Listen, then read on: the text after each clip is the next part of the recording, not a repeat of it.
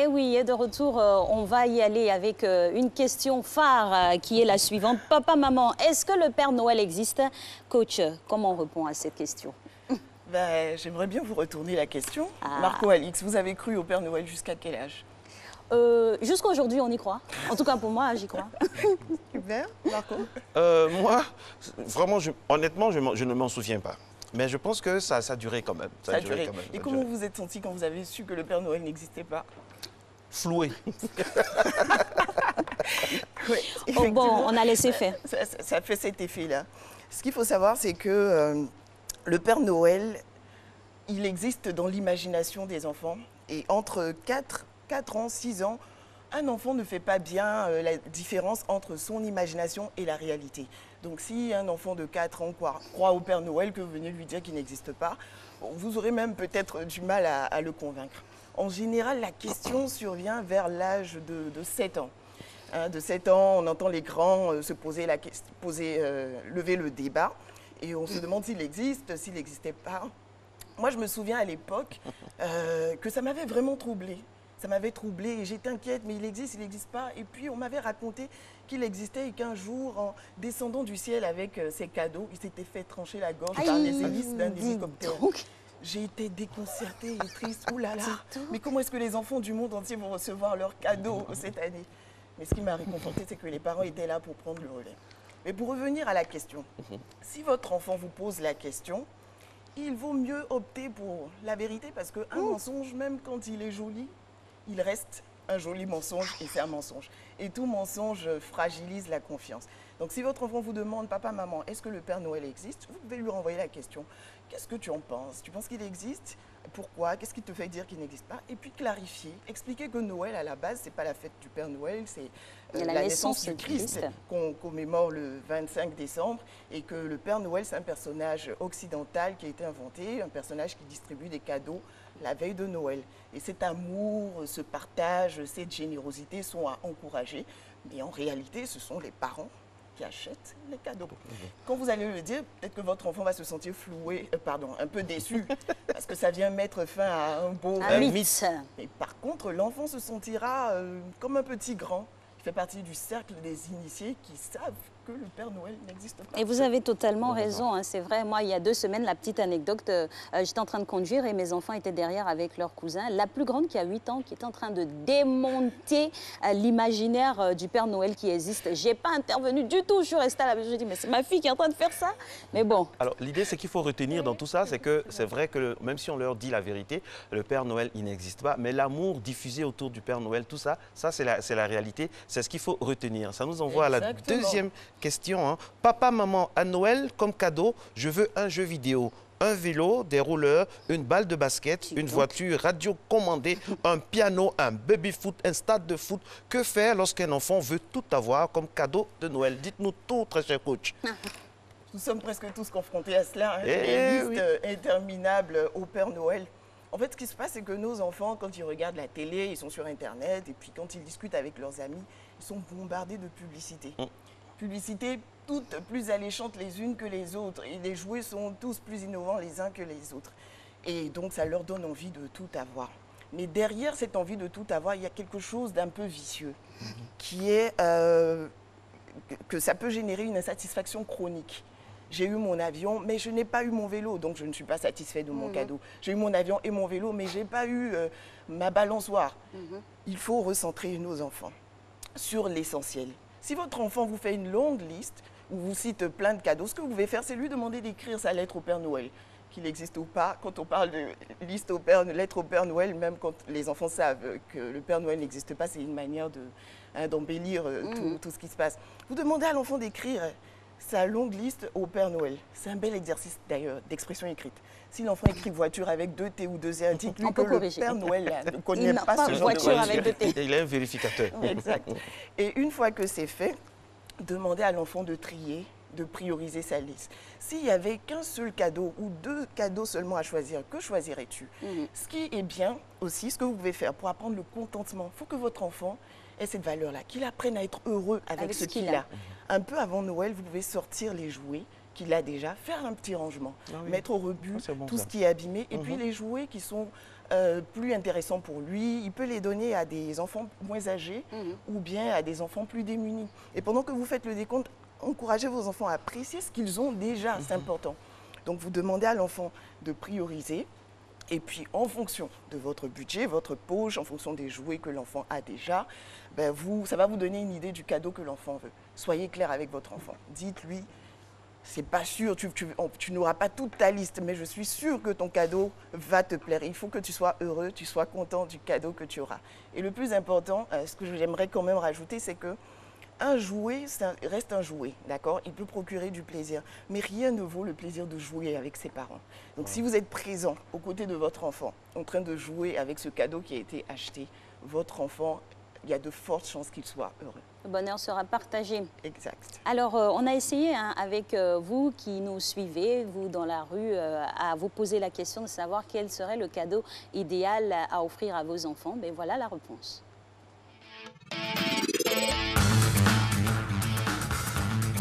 Cette année, il y a mon fils qui m'a demandé un vélo avec un bon souris.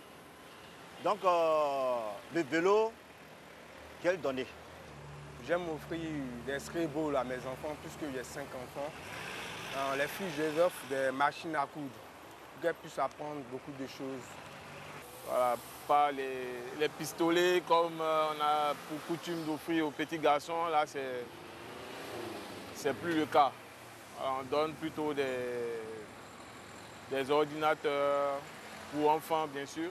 J'aimerais qu'on m'offre un billet d'avion pour aller quand même voir de l'autre côté. Dans les années précédentes, j'ai reçu un téléphone portable, des ensembles pour cuisiner. La plus petite, c'est une tablette. Elle a 10 ans. Et puis des livres éducatifs, bien sûr, pour lui permettre de ne pas s'oublier pendant les congés de Noël. Et pour les garçons, c'est des jeux, des PS4 et des livres aussi instructifs, toujours. Des tablettes à mes enfants. Des tablettes éducatives qui leur permettent d'apprendre des exercices, des dessins, des calculs et autres. J'offre des cadeaux éducatifs à mes enfants pour la fête de Noël. Pour la fête de fin d'année, pour Noël, je préfère acheter un joli vélo pour mon fils. Voilà. Son petit frère, il va avoir un petit train. Ah oui. Ok, un petit train. Voilà, on a entendu ça au moins avant que ça finisse. Voilà, c'est ça, hein, mesdames et messieurs. Ça, la ferveur a commencé déjà par rapport au cadeau, au fameux cadeau de Noël. Quel genre de cadeau? Nous avons le bonheur d'avoir sur ce plateau Eunice Tellereau, qui est très intéressante, avec qui nous discutons. Et voici un cas concret, hein, ma très chère. Comme tous les cas qu'on évoque aujourd'hui, à Noël, plusieurs enfants se retrouvent submergés de cadeaux. Oui, ils ont tous des cadeaux, ceux de leurs parents, des oncles, des tantis. Est-ce qu'il n'y a pas d'inconvénient en fait de recevoir trop de cadeaux? Ben si, il y a des inconvénients. Environ 80% des jouets des enfants proviennent de 2 occasions. Noël et puis l'anniversaire. Oui. Et à ces moments, à ces périodes, l'enfant se retrouve submergé de cadeaux. J'ai une connaissance qui est issue d'une famille de 7 ou 9 frères et qui a eu son premier enfant. Donc, à l'anniversaire de son fils un jour, tous les oncles, toutes les tantes sont venues avec le cadeau. Le petit qui avait 2 ans s'est retrouvé submergé avec 15 cadeaux. Il était complètement surstimulé, perdu dans ce lot de cadeaux-là. Ce qu'il faudrait idéalement, c'est que les jouets, les cadeaux qu'on offre à nos enfants soient étalés sur l'année. D'accord. Et il ne faudrait pas qu'on attende uniquement ces 2 occasions-là pour le faire. Maintenant, quand nos enfants reçoivent trop de cadeaux, l'idéal serait d'en ouvrir quelques-uns. Si l'enfant a reçu 10 cadeaux, prenons un cas extrême, ce qui arrive hein, des fois, vous ouvrez 1 ou 2 cadeaux, vous anticipez. C'est plus simple de prévenir que guérir. Il faut expliquer à l'enfant, il y aura peut-être beaucoup de cadeaux, mais on ne va pas tous les ouvrir. On va en ouvrir quelques-uns et puis on va les ouvrir. Est-ce qu'on dit à l'enfant, Eunice, est-ce qu'on vient avec les 15 cadeaux devant l'enfant? Ah, si, on met, si comme, le visuel est... comme les Ivoiriens disent, on met l'âme dedans, c'est-à-dire on met la moitié et puis l'autre moitié on la garde, on ne dit pas tout. En fait, chacun connaît son enfant. Il y a des enfants à qui vous pouvez présenter les cadeaux et puis subtilement leur demander de savoir patienter. C'est un bel exercice aussi de patience. Mais il y en a d'autres qui vont mettre une pression c'est fini. Tellement terrible que vous serez obligé de déballer tous les cadeaux. Parce que quand vous déballez tous les cadeaux, l'enfant est surstimulé et il ne profite pas bien de chaque cadeau. Il passe d'un jouet à l'autre et finalement, il s'attache à 1 ou 2 cadeaux et puis il néglige tous les autres. C'est bien dommage. Donc vous gardez Et puis vous ouvrez 2 mois après, 2 mois plus tard, et ça fera à l'enfant des jouets tout au long de l'année. Il profitera bien de ces cadeaux. Alors, quand vous parlez d'ouvrir à fréquence, on va dire, rapprochée ou éloignée, c'est à quelle occasion aussi? Parce qu'il ne faut pas venir comme ça, ce matin, ouais, mon fils, il me plaît, il est trop beau, tiens un cadeau. Comment le faire? Pourquoi pas? Ah oui? Oui, c'est bien. En fait, des fois, on utilise les cadeaux pour faire du chantage aux enfants. Et puis, cette histoire de Père Noël arrange certains parents. Si tu es sage, tu auras un cadeau. Ah, si, C'est pas moi, hein. C'est C'est pas moi, c'est le Père Noël. Il ne faut pas dire que Tout papa est ou maman est conditionné. méchant. Hein. Voilà, tu n'auras pas de cadeau. J'en profite de faire une petite parenthèse. Même si votre enfant s'est mal comporté, ne pas lui offrir un cadeau à Noël, franchement, c'est pas... méchant. Voilà, c'est un peu dur, c'est un peu dur. Justement, quand vous offrez des cadeaux à vos enfants à Noël ou en d'autres circonstances, indépendamment du fait que ce soit bien ou mal comporté, vous leur donnez un bel exemple d'amour inconditionnel. Tout à fait, Inconditionnel. Vous absolument. devez aimer votre enfant de manière inconditionnelle. Quand il se comporte bien, quand il se comporte mal, absolument. quand il travaille bien à l'école, quand il travaille mal à l'école. Ça ne veut pas dire que vous allez lui passer tous ses caprices, etc. Non, vous devez aimer de manière inconditionnelle. Donc les cadeaux, oui, on peut rentrer du travail. Ah, j'ai une surprise pour toi. Voilà, on va déballer tel cadeau. L'enfant sera heureux. Ah oui, vous trop jouez même. avec l'enfant. Mais c'est quoi les caractéristiques d'un bon cadeau? À quel moment on dit ça, c'est un bon cadeau? On se base sur quoi? Physiquement, sociologiquement, psychologiquement? Parce que c'est tout cet ensemble-là qui conditionne nos enfants. Oui, les bons cadeaux ont des caractéristiques communes. Tout d'abord, ils ne représentent pas de danger pour l'enfant.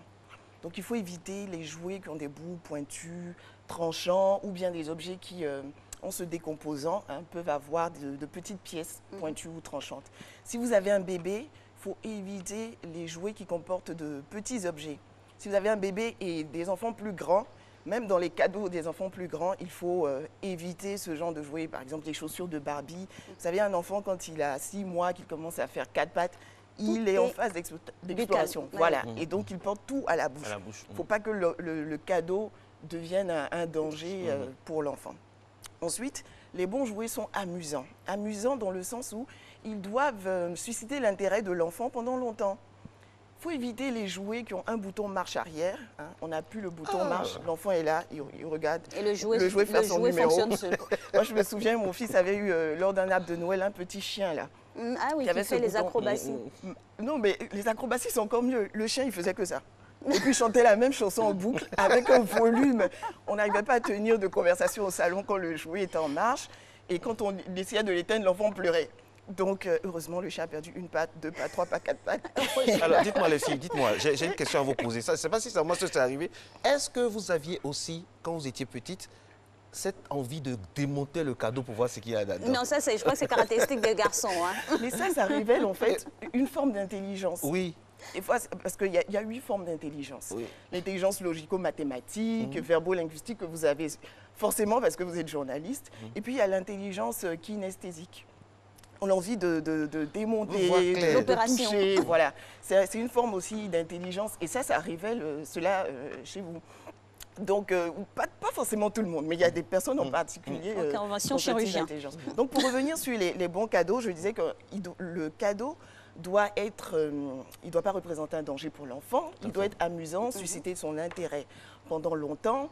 Il doit aussi apprendre à l'enfant. 90% du jouet, c'est un psychologue, Dr. Dodson, qui me disait, du jeu doit venir de l'enfant et 10% du jouet. Vous voyez, par exemple, les jeux de construction avec les Lego. L'enfant, il peut s'inventer plein de formes, etc. Et ça laisse libre cours à sa créativité. Le jouet ne doit pas être aussi effrayant pour l'enfant. Quelle idée d'offrir des vampires, des poupées, des monstres, enfin, donner des cauchemars aux enfants. Enfin, voilà un peu les caractéristiques d'un bon jouet. Et puis, il doit être solide. Il ne faut pas que le jour de la fête, paf, la voiture se casse, l'enfant pleure. Ah, toi, tu n'as pas dit que tu étais tu gâtes tout ce qu'on te donne. En fait, c'est le jouet qui a un problème. Papa, maman, c'est pas l'enfant. Et c'est vous qui avez fait le choix en plus. Alors, docteur, quand on regarde tous les jouets qui se vendent à Noël, on peut avoir l'embarras du choix. Ça foisonne. Comment donc faire le cadeau pour ces enfants? Là, on a ouvert la brèche. Là. Oui, effectivement, donc il y a plusieurs types de jouets. Déjà, on a présenté quelques critères. Vous demandez à votre enfant de faire sa liste au Père Noël. Vous regardez aussi en fonction de votre budget. Vous avez fait l'inventaire des jouets de vos enfants, ce qu'ils ont, ce qu'ils n'ont pas. Et maintenant, vous avez le choix. Il y a différentes sortes de jouets. Il y a par exemple les jeux éducatifs. Si vous souhaitez avoir de petits intellos, Vous pouvez leur acheter des jeux éducatifs, apprendre l'alphabet, les couleurs, faire des expériences scientifiques, découvrir les animaux de la ferme, etc., etc. Par contre, si vous optez pour des jeux éducatifs, attention, assurez-vous qu'ils soient adaptés à l'âge de votre enfant. Si vous prenez un jouet qui enseigne les divisions euclidiennes à un enfant qui a 3 ans, il risque de se croire nul. D'accord. Donc, il y a ce type de jeu. Il y a les jeux créatifs. Si vous souhaitez booster l'imagination, la créativité et la fibre artistique de votre enfant, les jeux créatifs sont les bienvenus. Fabriquer des bracelets à base d'élastique sur les cheveux des petites filles. Là, on peut faire de jolis bracelets. Moi, j'en ai déjà fait. Des coffrets de make-up. Ouais, et puis, il y a par exemple les jeux de perles, tout cela. Ça, c'est pas cher. C'est pas trop cher. Justement, parlant de cherté, parlant de prix. Alors, qu'est-ce qu'on fait quand on a des parents, et Dieu seul sait qu'ils sont nombreux dans les pays, notamment en Afrique, qui n'ont pas de moyens. La pauvreté est très avancée. Quand on n'a pas de moyens d'offrir un cadeau, quand c'est clair que c'est dur, c'est chaud, comme on dit à Abidjan, comment on fait? Comment on fait? Il faut être créatif, imaginatif. Vous savez, un jouet pour un enfant ne se vend pas même forcément dans un supermarché. Moi, je me souviens quand j'étais enfant, j'ai fait l'internat chez les sœurs. On n'avait pas de jouets. Comment est-ce qu'on jouait? On prenait des élastiques, les élastiques qui se vendent dans les merceries, qu'on mettait autour des genoux. Les arbres en sapin. Sapin africain. Oui. On met autour des genoux et puis il y a une fille qui se met au milieu, qui saute, on compte. On était heureux. C'est tout. On jouait, je ne sais pas si vous avez connu ce jeu, la chaussure. On met les chaussures en désordre et puis quelqu'un doit essayer de les ordonner. Voilà, les ranger et on se lance une balle. Et la fameuse poupée en herbe. On tirait la racine, on peignait les cheveux, on mettait un bois là, on attachait et ça faisait les bras avec les pieds. Des millions de et jeux, on on était heureux avec peu. Les tissus des mamans pour faire les tenues des poupées. C'était des poupées en herbe. Exactement. Ouais, oui. Et on était heureux. Est-ce qu'on était malheureux? Avec peu. Avec peu. Pour jouer à la marelle, on a besoin de quoi pour jouer à la marelle? Est-ce que les enfants de maintenant comprennent ça, là? La joie que nous avions, philosophie de ne pas quand on était heureux avec peu à l'époque, quand on se contentait de ça, il y avait quand même aussi une situation générale, globale dans le pays, tout ça, je veux dire, on était heureux avec peu. Est-ce que nos enfants de maintenant comprennent ça? Sinon, s'ils ne comprennent pas, comment on fait pour... Comme je disais, on est dans une société de consommation et les enfants sont bombardés de pubs, tout cela. Donc, un enfant qui va à l'école, ses amis lui demandent « Qu'est-ce que tu as eu comme cadeau de Noël ?» Et puis qui dit j'ai eu un élastique, bon, il peut se sentir un peu frustré. Mais moi, là où j'aimerais attirer l'attention des parents, c'est en faisant cette comparaison. Imaginez un enfant qui grandit dans une famille huppée, aisée. Ses parents peuvent lui acheter tous les types de cadeaux, de jouets qu'il désire. Mais ses parents ne sont jamais là pour jouer avec lui.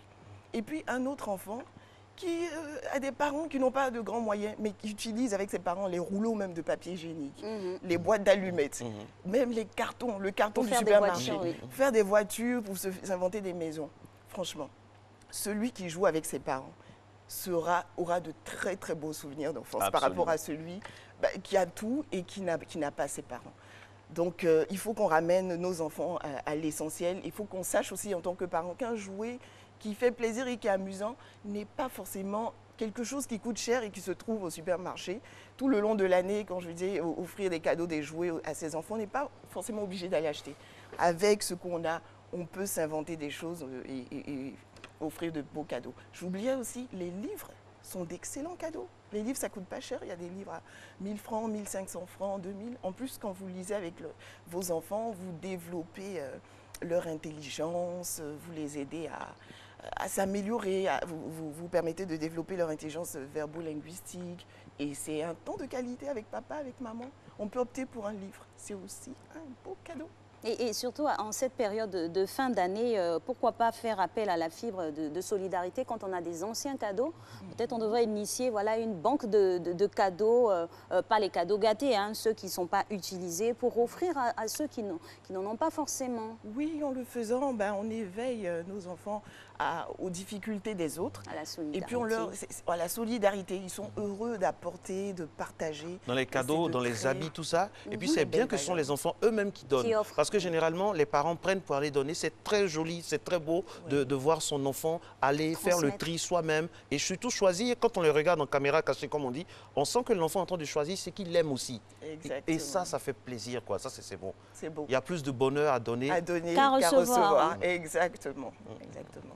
En tout cas, nous, on espère avoir donné du bonheur à vous, chers parents, pour le choix de vos cadeaux, vous orienter. Ceux qui ont déjà fait leur choix, il faut revoir si ça correspond bien sûr à la physionomie de vos enfants et on va dire que ce soit à propos. Maintenant, ceux qui n'ont pas fait les choix, bien sûr, vous avez eu toutes les armes pour aller acheter les cadeaux. Et faites-le maintenant, c'est le dernier week-end. Hein. Faites-le maintenant pour cette semaine. Et puis pour des informations plus pratiques, hein, pour être concret, parce que Matin Bonheur, c'est une émission d'utilité publique, il y aura l'arrivée du président français. Donc il y aura beaucoup d'embouteillages. Vraiment, on va tout faire. Donc soyons honnêtes. Donc c'est dès maintenant, il faut profiter de ces petits jours-là pour aller faire les cadeaux. Et puis, dernière question, puisqu'on me signale qu'on a encore 1 minute.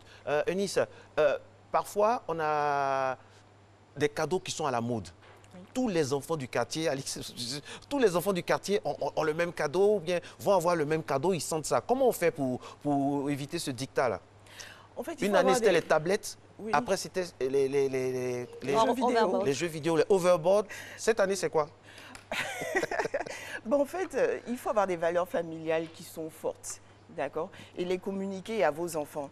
Il ne faut pas que vos enfants se conforment à tout ce qui se fait, parce que si vous leur donnez cette culture de se conformer à ce que tous leurs amis font, ils vont les suivre aussi hein, dans des chemins que vous n'apprécierez pas forcément. Soyez clairs, si vous n'avez pas les moyens de pouvoir offrir cela à votre enfant, il faut communiquer avec son enfant et dire clairement, cette année, tu ne pourras pas avoir ce cadeau. Par contre, il faut regarder déjà, est-ce que le cadeau est en accord avec vos valeurs familiales? Tout à fait. Si oui, vous pouvez différer, peut-être pas maintenant, mais dans 1 an, dans 2 ans, un vélo qui coûte par exemple 100 000 francs, vous pouvez ne pas avoir les moyens de l'acheter, mais en économisant 5 000 francs tous les mois, au bout de 2 ans, vous pouvez acheter un vélo aussi à votre enfant. Voilà ce que je voulais dire. Il ne faut pas qu'on oublie quelque chose, le meilleur cadeau, le meilleur jouet des enfants, c'est non pas le vélo, la tablette, etc. Mais c'est qui? C'est vous, chers parents. Alors jouez avec vos enfants. En tout cas, jouons tous avec nos enfants et aimons-les. Il y a 2 personnes aujourd'hui qui mériteraient d'avoir des cadeaux. C'est MK qui fête un anniversaire et puis Madame Cissé, l'épouse de notre cher directeur qui célèbre également 1 an de plus. Merci de nous avoir suivis. Jeudi, on parlera de santé. Il faut être en santé pour célébrer. Donc à demain.